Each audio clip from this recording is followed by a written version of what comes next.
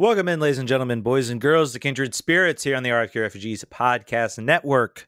Ted here, John here. Thank you all so much for your patience as we have tried to work around our very busy schedules and also watch all the soccer that we can. So we got a makeup for the fact we did not do a show last week. We've got Paige Metayer, which will be coming up after the conclusion of us talking about the latest Washington Spirit draw. John, how you doing, my friend? How was your weekend? It was good. To your point, sorry we missed a show last week, but you know, we try to make it up with interviews, try to make it up with any way we can. But yeah, a great weekend. Daughter was 3. She got a bounce house, which is always a winner, but it also had a Paw Patrol sticker on it, like a whatever tarp thing. So that was just a big winner. Anytime you can spend $400 to make your kid go crazy, it's you'll do it. You'll just be upset about it later when you're like, I need to just buy a bounce house. Like, that is much better decision making. But other than that, I got to watch a lot of good soccer. I'm gonna say this, like, it is the downside about having 2 teams and also the MLS broadcast window thing is I'm actually watching less soccer somehow, because all the MLS stuff is hyper condensed. And then in Sunday, I'm trying to catch up and make sure I've watched what I need to watch about the Spirit.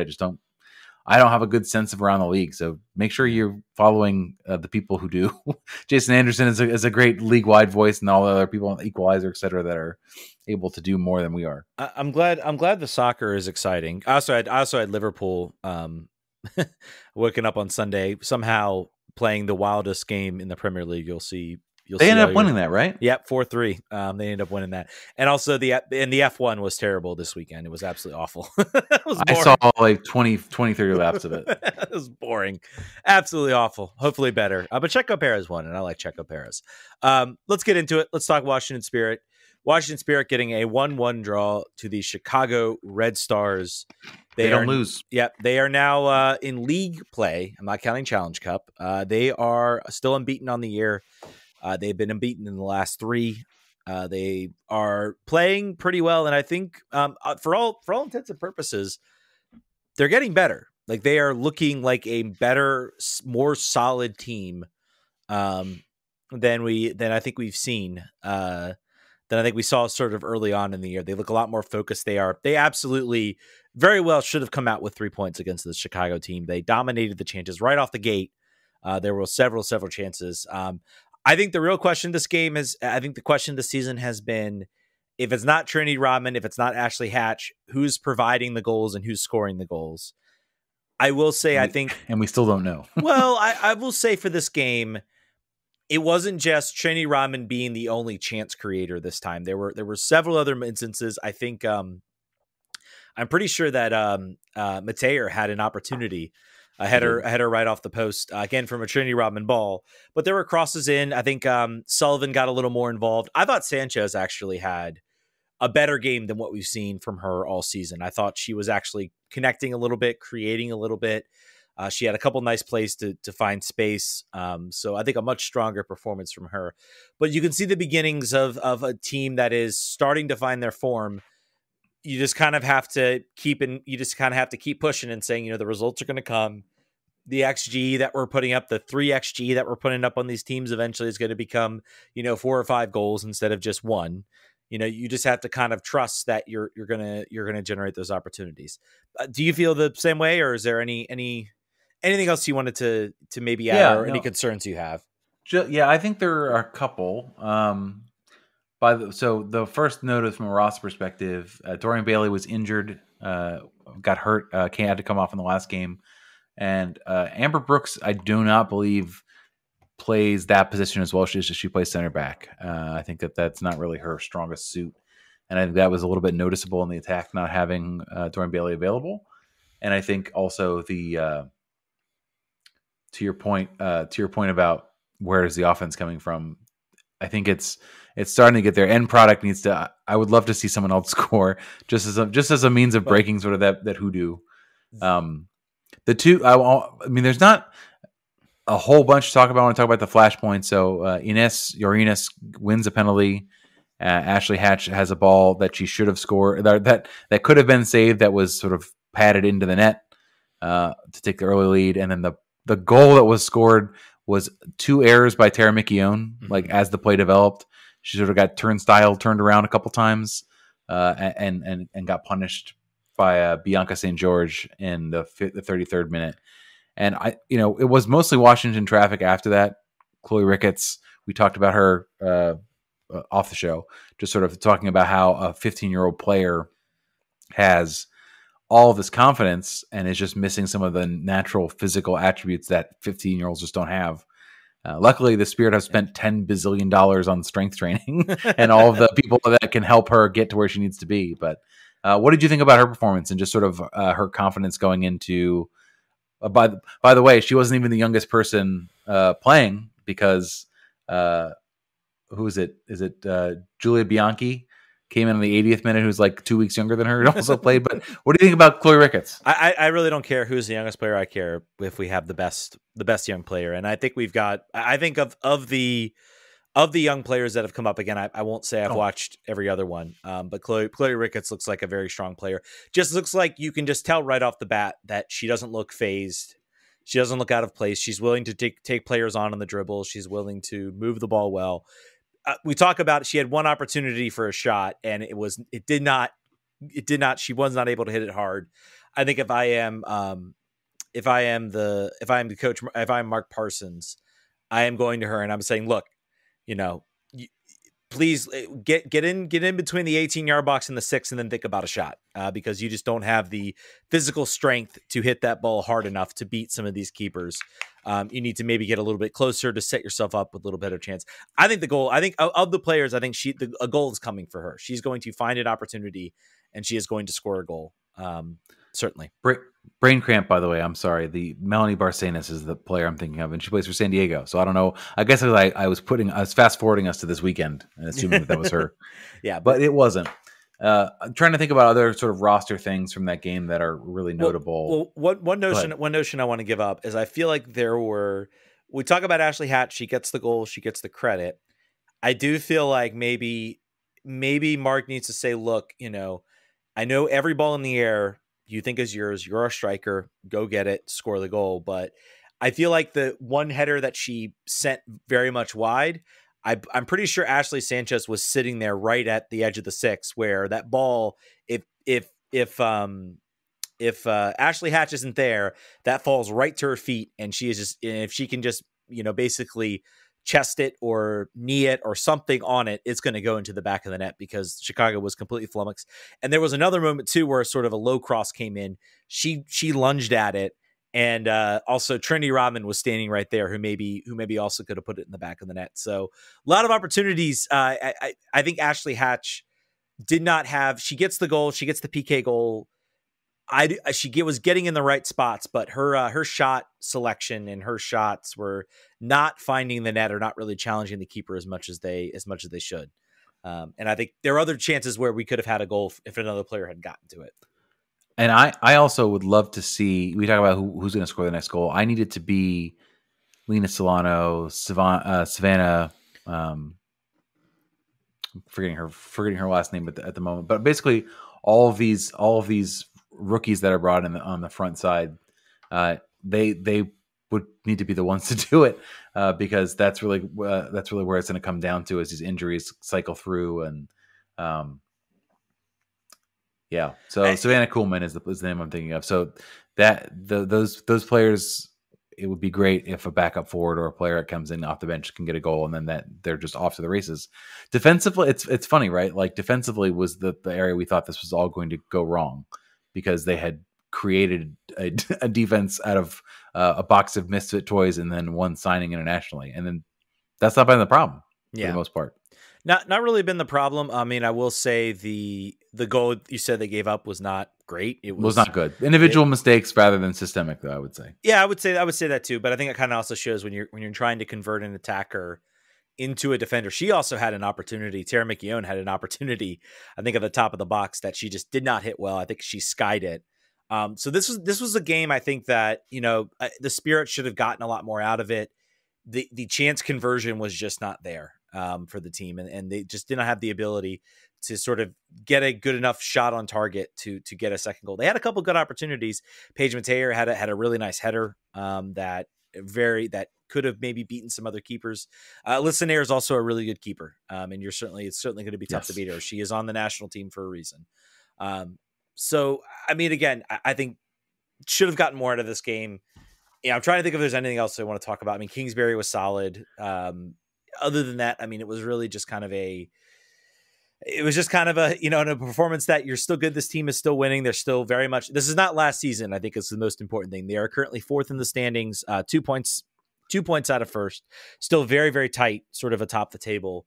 And they get an opportunity against a good San Diego Wave team to maybe continue that streak and maybe find a way to get a victory. Yeah. Yep, that's the hope. So make sure you come out there on Saturday, say hi to me, wave, look up at the press box, point at the guy with the glasses and say, hey, I listen to that guy's podcast. Or if you are in the market for $99 for bottomless brunch mimosas and a game ticket, you can also get that. I recommend both things.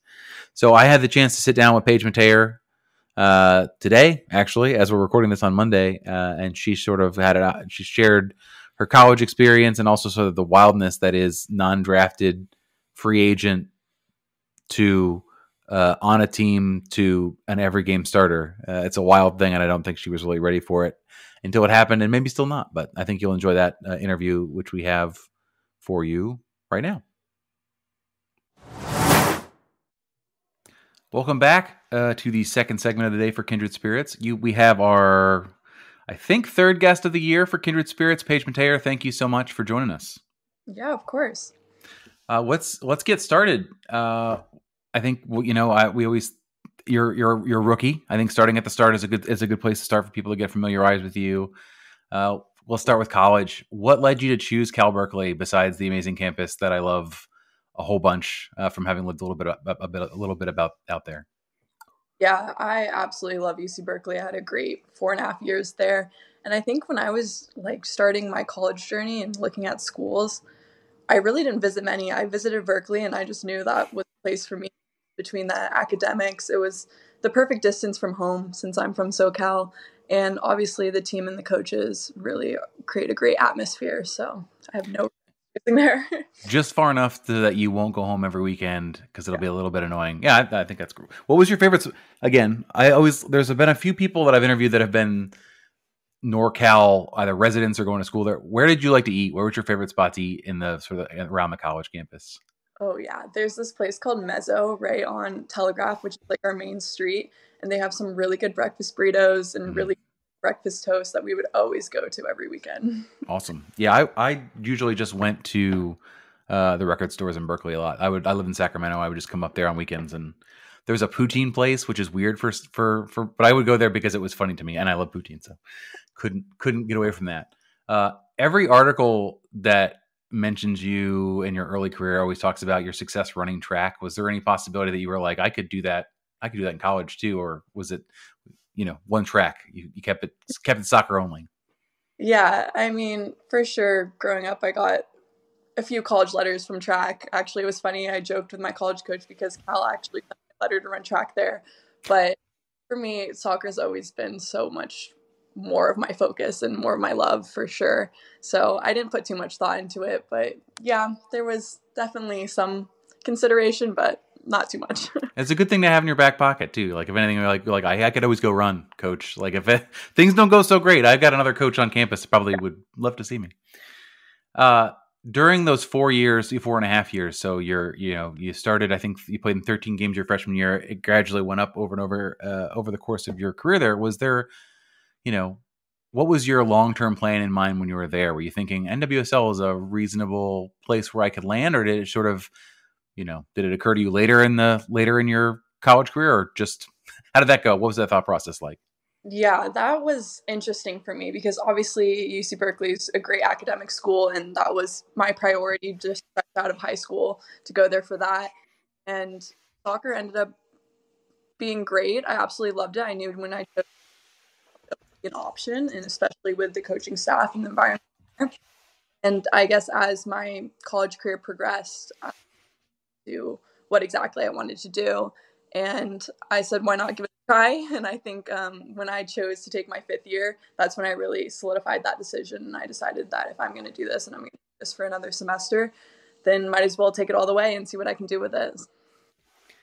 I love to ask this question because there is this on every single college student's athletics page. There's always like, what do they want to do? And I think they usually probably update it at the beginning of their the freshman year and then don't touch it.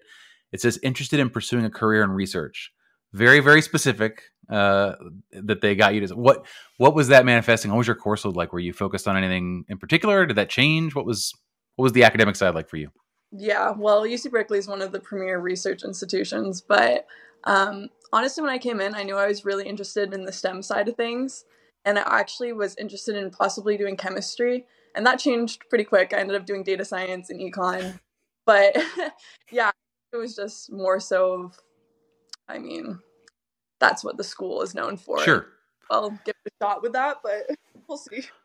I'm laughing, imagining like hard science data research and also, or hard science like chemistry research, like, and also I'm on the college team, and also I'm going to be a professional soccer. Like, it seems that's an unusual like marriage of extreme aptitude. So for sure.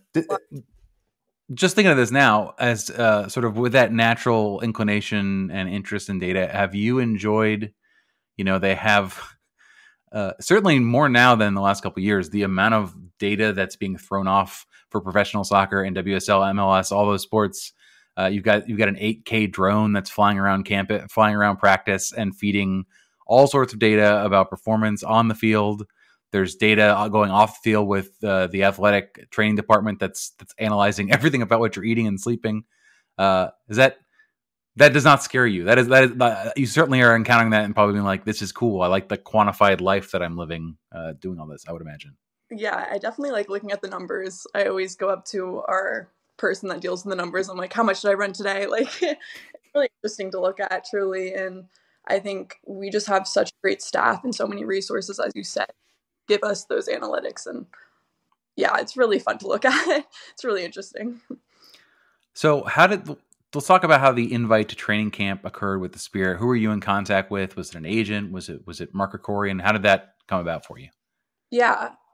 Prior to the draft, Ange actually sent me a text and was like, can we meet with you? Or just a quick Zoom call. I know they met with tons of people, but even from then I was like, oh, like, that's interesting. Like, wasn't exactly expecting that. And then after the draft, immediately when the draft ended, I got a call from the coaching staff, and they were like, we want to invite you into camp. And it kind of just went from there. I got a few other invites, a few texts, but Mark Parsons was actually in contact with me throughout the process, which was really nice and made me feel like this is a good place that really cares about their players and really values them. So that's kind of what led me to do. Was going into the draft process, were you sort of eyes open, how things are going to go, how they go? Obviously, you were speaking to a lot of teams. You had pre-draft interviews. Did the process go sort of how you thought it would? Or were you surprised? What was that? I'm sure you want to hear your name called. In general, that would be the preferable. But I think the thing that people who are just getting into NWSL are realizing there aren't enough teams for the amount of extremely skilled players that could play in the league, without a doubt. There aren't enough roster spots. There's too many good players in this country. So what was the draft process night and I guess multiple days like for you? Yeah, it was certainly interesting. I mean, I went into it with an open mind. I think coming out of college, I knew that being drafted was certainly not a guarantee, but just, might as well throw my name out there and see what happens. And I mean, it ended up working out better than I expected, truly, if I'm being honest. So no regrets there. Speaking of it working out really well, so I think I'm trying to think if it was the second game of the year, I was in a press conference with Mark Parsons, and I brought you up, and he was like, he just speaks immediately glowing of what you brought to the team. Obviously, he was getting that impression through preseason and how that was going, and then also once the season started, and he made it sound like, you're one of the first names in the team sheet when he's putting things together. And on a team with the names that are on this team, that has to feel kind of amazing, particularly, how you describe the process up to that moment. Regardless of game plan, is like, Paige brings something that is unique and needed in the midfield, the way we want to play. So how does that feel to become so essential to the team that you're playing on after all the things we just discussed about how it was sort of it wasn't necessarily a foregone conclusion that this would be where you'd be this year? Yeah, honestly, the past few months have been a whirlwind. I came in here thinking I'd be here for a few weeks and with an open mind.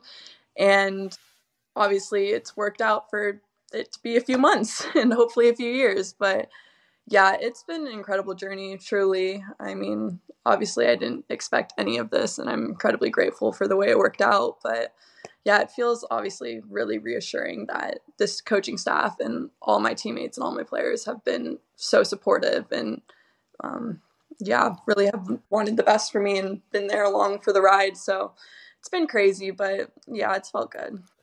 How quick do you think it takes, and maybe you're already here, how quick do you think it takes to get sort of like that mental shift from like, I can't believe that this has occurred. It's a whirlwind. Every day is kind of a surprise, to it being like, yeah, I've got a 3-year contract. I'm playing every week. And you never know if you're going to start all the time. Be like, this is, I'm here. I'm a professional soccer player. This is my job now. Do you feel like you're there already, or is it still, you still feel like you're sort of in the acceptance phase of the, of the change process? Yeah, honestly, I don't know if I'll ever be there. It's true. That's fair. 1 week at a time. Yeah. But, yeah, one game, 1 week at a time. And that's as far in advance that I look. That is a professional athlete question and answer right there. So you've already got that down.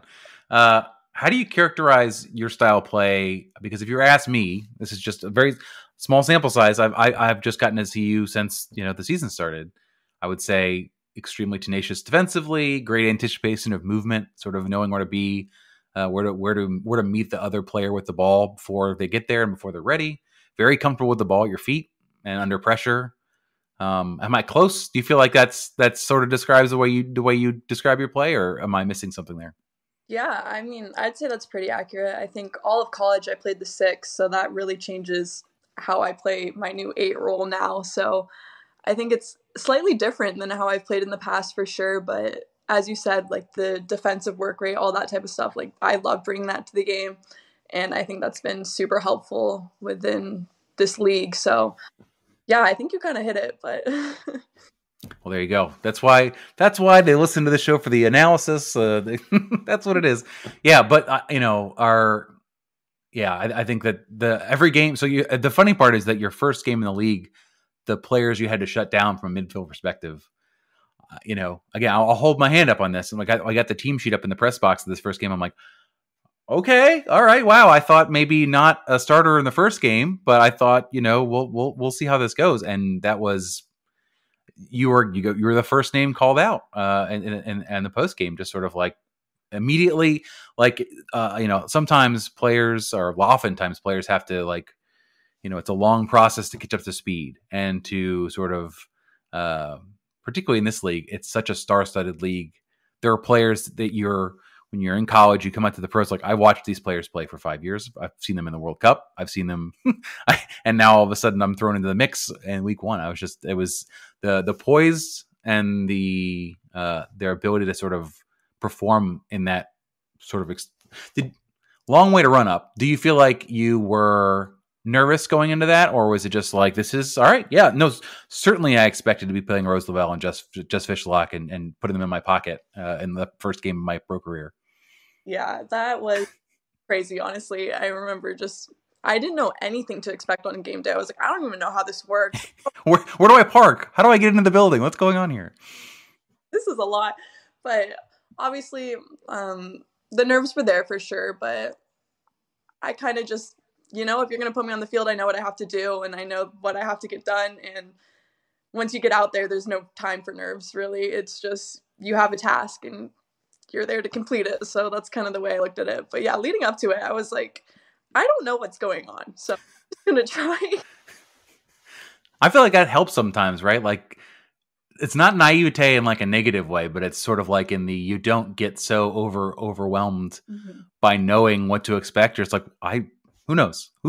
Surprise me, world. I'm just going to, the universe is going to present what I'm going to experience here this weekend. Yeah. I wrote this ahead of this is a very like general question, and I've asked this to pretty much, in the last couple of years, I've talked to pretty much everybody on the team. But the question's always sort of like, from a career ambitions perspective, like, and it's challenging for you because this is not necessarily, it's been a year and a half where you thought, yeah, professional soccer seems like way to go.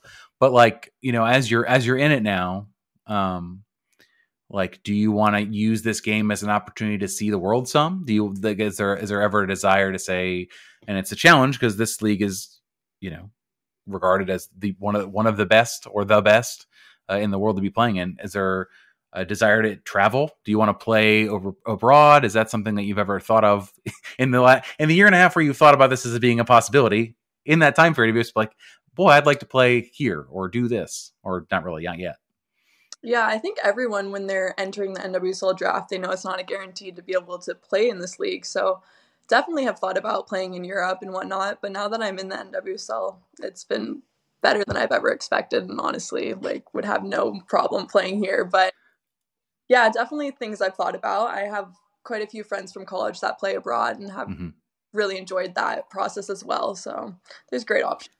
It's definitely, I think that question is based in a need to unlearn MLS mindset, where every player I talk to MLS is like, yeah, this is step one and step four is over here. I think every player that I've talked to here is like, no, I have either stumbled in or walked directly into the mountaintop where I intended to be, and where I'll be here until they tell me to go elsewhere. And then I'll consider France. Then I'll consider going to Italy for a while. What's been the most surprising thing for you on the field and off the field as the transition to the pros happen? Is it usually it's speed of play? That's usually the thing that gets the college to pros is like, oh, wow, that was you can't prepare for it. You just have to live it. Yeah, that's definitely number one. I remember turning to some of the other rookies and being like, I feel like college was like, if we're talking basketball, it was like a half court press, and this is like a full court press. Like, it's always on you, and it's insane to adjust to, truly. But I mean, the more games you get under the belt, the easier it becomes. But even at practice, it's like, wow, okay, still not used to that. Like, here it comes. But yeah, a learning process. What about off the field? You were at it's not like you were at some podunk, not well funded, good program. So you guys had what you needed to be in a professional environment. But what surprised you about being with the Spirit as far as off the field preparation, all that stuff? Yeah, well, I think I came into this team at such a great time. I think Michelle has invested so much money and expertise into the program, and we have so many staff members that care so deeply about their players, and so many resources. And I think that's truly unique, even in this league. Obviously, a change from college, just having all of those resources that are top of the game, truly. So I'm imagining you're having a day just like a Thursday where you had training, you're a little annoyed, like, man, the catering today is okay, and then someone like Tori is there, like a war veteran, like, you don't even know what it used to be like here. You don't even know. So yeah, you did get here at the right time, having like talked through it and having to talk to some, but I think you did. This is so good on you. Good luck there. That was good. The last question for you, just sort of about how the season's gone so far. Obviously, you missed. I was prepping for this, and on Twitter, one of the first things was there's one in the Houston game where you're triple nutmegging a player in midfield, which is great, and then the other was Paige gets the first red card of 2023 in NWSL, which I bet you also didn't have your bingo card. It's like, yeah, that's probably going to be me. What's your read on the season so far? I don't think everything's clicking yet, but you can't be upset with sort of the results so far. If you look at this year and last year, they would take where they're at right now any day of the week. Yeah, I think the way we look at it is just we want to progress every game. Like, such a cliche answer, but I truly think that that's what we're doing. And I think even this weekend against Chicago, we just progress so much, and each week we take what we're learning in practice and on film, and we're really translating it well to the field. So yeah, obviously undefeated during league play, which is always a plus and great, but looking for those 3 points this weekend. So big game this weekend. I think that I saw a promotion. I don't know. Actually, you're on Instagram, so you probably saw this ad. I assume if I get targeted with Spirit ads, you definitely, if you're on this, you probably get wall to wall target on your cookie. You get the cookie on your phone for sure. But it's like all you can drink mimosas. It's like a bottomless brunch. You pay $99 and you get a sweet seat and mimosas and a bottomless brunch and see the game. Whoever thought of that, A+. very, very good. And also it's against San Diego. So this is if there's a weekend to show up, this would be the one to. The other Spirit podcast has a go to games sort of like that's like their brand, and I just try to do it also. And this one is everyone likes mimosas, everyone likes brunch, and also hopefully the weather holds off and you've got a great game. And I think that this is going to be the star-studded game that I think it's the. I don't know if they have a game of the week for the NWSL, but I think it's like a featured game. So that's just me saying, if you're listening to this and watching this interview, try to get out to Audi Field on Saturday. Paige, thank you so much for joining. Tell people where you're at on Instagram. You're not on Twitter, I don't think. That's right. You're too young. Your age group, your age cohort has been like, Twitter's stupid. I'm on Instagram or somewhere else. Am I right? Yeah, I love Twitter. Yeah. For stalking it, not for posting. Oh, that is a all right. So it's possible that Paige has seen your tweets about her. If you are right, she might have name searched it, but she's not on there. She doesn't have an account. But you're on Instagram, right? What's your username? It's just my name. Your name? Paige Metayer. You gotta love that. You gotta love that. There's Aubrey's trying to get Instagram support to help change her but it's not working, and I don't have that poll, so I can't do much about it. Anyway, Paige, thank you so much for joining us. That's the end of the show this week. We'll be back on Monday, or you'll be back on Friday with the preview show where it's just me and no Ted, and then we'll have the live show on Monday. So thank you very much for joining the show. Awesome. Bye. So much.